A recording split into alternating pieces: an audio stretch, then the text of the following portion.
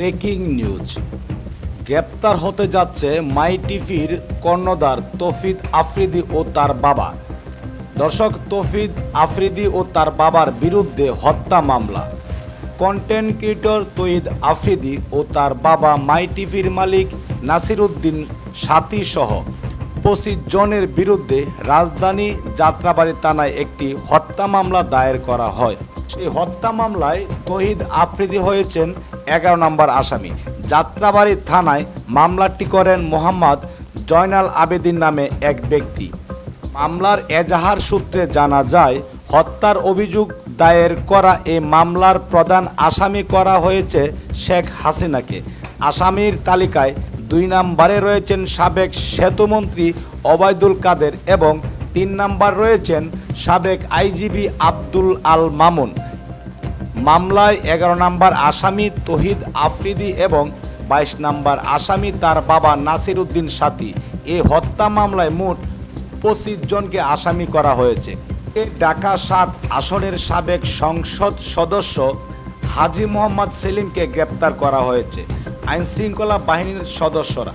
1 তারিখে রাতে রাজধানীর বংশাল এলাকা থেকে তাকে গ্রেপ্তার করা হয়।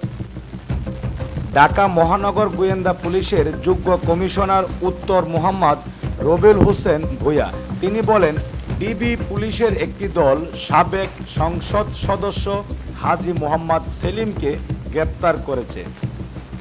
তার বিরুদ্ধে হত্যাসহ একাধিক মামলা রয়েছে। সূত্রে জানা যায়, একাধিক মামলায় হাজী সেলিমকে খুঁজছিল পুলিশ। সবশেষে রবিবার দিবাগত রাতে তাকে বংশাল এলাকা থেকে গ্রেপ্তার করা হয়। এরপর ডিবি কার্যালয়ে নেওয়া হয়েছে। সোমবার 2 সেপ্টেম্বর গ্রেপ্তার দেখিয়ে তাকে আদালতে সোপর্দ করা হবে।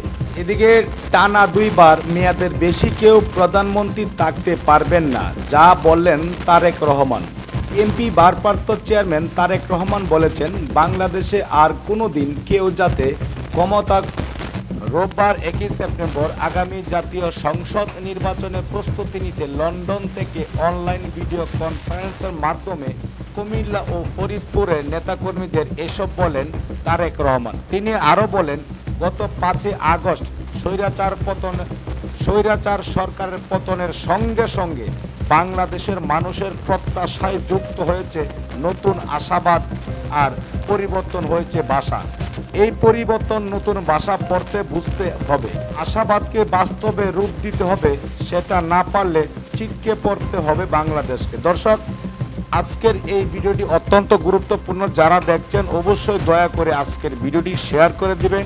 আমাদের ফেসবুক পেজে নতুন হয়ে থাকলে অবশ্যই আমাদের পেজটি ফলো দেওয়া রাখবেন।